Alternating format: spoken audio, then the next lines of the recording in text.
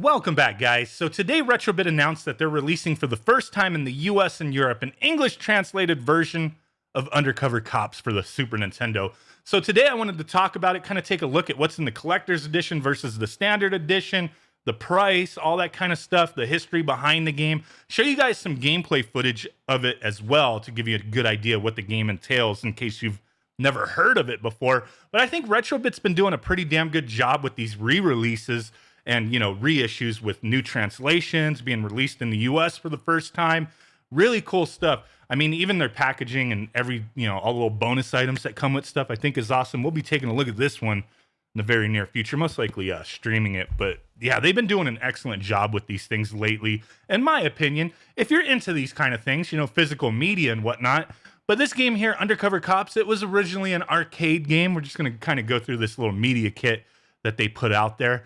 Not read everything, but if you want a freeze frame, read it, right? But the game came out in arcades back in 92. They had like a 2 or 3 player variant. Games made by Irem. I know no matter which way I say something, people are going to correct me. I don't really care. But you know what? We all know this company. They made some awesome stuff. Hook in the arcades, Mystic Riders, R-Type Leo, and back in the day, Kung Fu Master. So they came back out with Undercover Cops to compete with, all these other beat 'em ups that were out there. And then it was supposed to come to consoles, which it did. It came out in Japan for the Super Famicom, and it was supposed to come out in the US, but never did. It says here it was supposed to be released in March of 93, and that just never happened. I'm not sure why, but it never happened. So this is the first time the game's being released with an official translation that has been authorized by, Irem. So that's definitely a cool thing.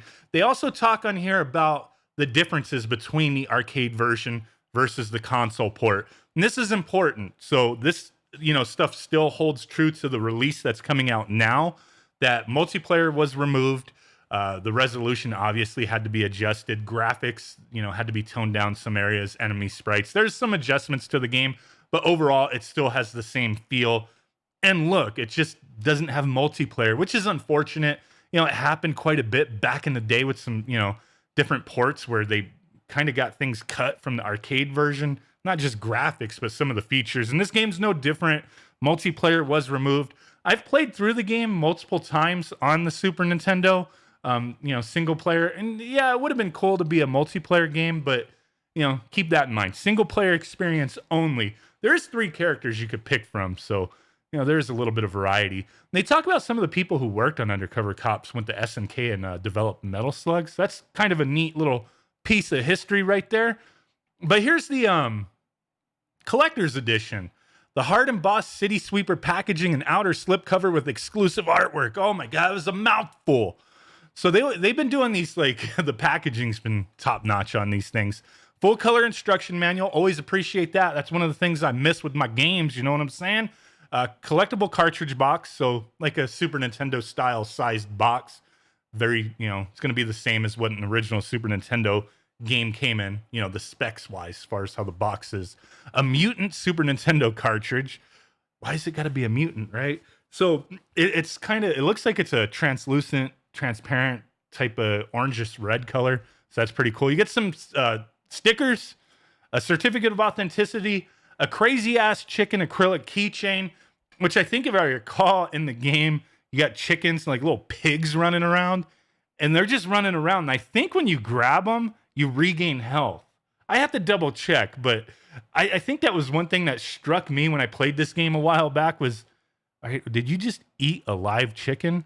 I don't know for sure, but yeah, there's chickens and pigs running around and whatnot.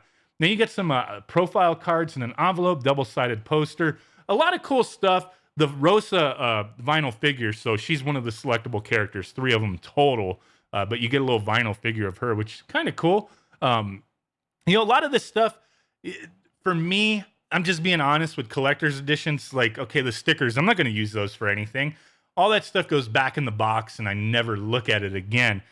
Sometimes the figures I'll display or whatever, that's kind of cool. But I think with the pricing that they do with the standard versus the collector's edition, I think a lot more people will gravitate toward the collector's edition because it's like not that much more. Their prices on these things are pretty damn good. I mean, they ain't doing that $150 for a game, just the standard release game in a package No, nowhere near that. So that's one thing that I can respect. Here's the European version.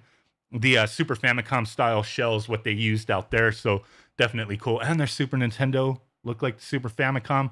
You know, I have nostalgia for the way the Super Nintendo looked in North America and the US, and I'm fine with it. But yeah, Japan and Europe, their Super Nintendo did look, you know, kind of slick, right? So same stuff you're getting there. Let's go down to the some more information. They got some screenshots and whatnot. I'm gonna show you a little bit of footage from the first level and from the boss, because the boss fights are kind of weird. Like the first level, there's like a whole mechanic behind it. Like there's a couple ways you could beat the boss, and I thought that was pretty interesting.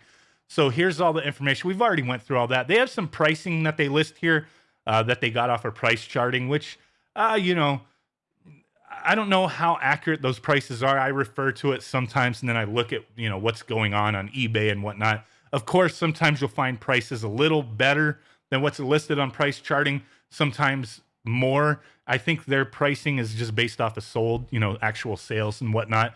But whenever they accumulated this pricing loose, the game, the Super Famicom version, was going for $200 to $255, complete $400 to $490, and a brand new, like, you know, sealed copy, 1,000 to 275. Ridiculous. I wouldn't pay $200 for a loose game. I don't care what game it is.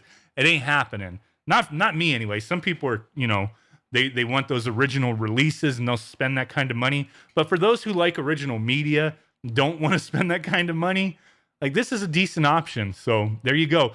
The collector's edition price in Europe, $64.99. North America, $69.99. Like I said, that's the collector's edition. The standard edition is cheaper. So let's take a look. Let's scroll down. I think they repeat the images here. That's okay. Then we get to the standard edition, which comes with the cartridge, the, you know, cartridge box, the manual, and then the double-sided poster. So you're still getting some cool stuff there, and that's going for $54.99. So that's kind of crazy. You know, I think that's a fair price for, you know, an old school game that's brand new in the box and whatnot. Not like other companies doing that $100, $150, $200 or whatever. Kind of crazy, right? It's up to you to decide if it's worth it. I'm not going to try to persuade you one way or another. I just think their pricing is fair. But when you look at the standard edition versus the collector's edition, it's a $15 difference. And you get that nice, you know, embossed box to hold everything in. I think a lot of people will kind of gravitate towards that instead. But if you don't care about those extras like me, they just go back in the box. I might display the figure type of thing. Hey, you know, if you don't need that excess in your life, save $15, get the standard edition. It's supposed to be an open pre-order starting today through, it's like a month. I'll put the actual information if it's not listed in here in the description. But once that open pre-order expires, that's it. You got to get your pre-order in or you're going to be paying extra on eBay and whatnot. Like I noticed Holy Diver, for some reason, I looked it up on eBay, the Retrobit release, and it's like a couple $100 now. Freaking nuts, dude. But there we go. They got all the different websites that you could pre-order from depending on the region you're in. In North America, Castlemania Games, limited run. And then in other regions, you got Dragon Box Shop, strictly limited, and Spiel and Sant. I'm not even sure what the heck that all says down there. But if you want to support my channel, support what I do, I will have a link to Castlemania Games that is an affiliate link. But if you want to pre-order it, wherever you pre-order, it's fine. But if you want to support this channel, support me, continue doing what I'm doing, Castlemania Games, I am an affiliate of. So take a look at that. But yeah, this game, I've played through it a few times. You know, it's a beat 'em up. I had fun with it. I can't show too much of the game.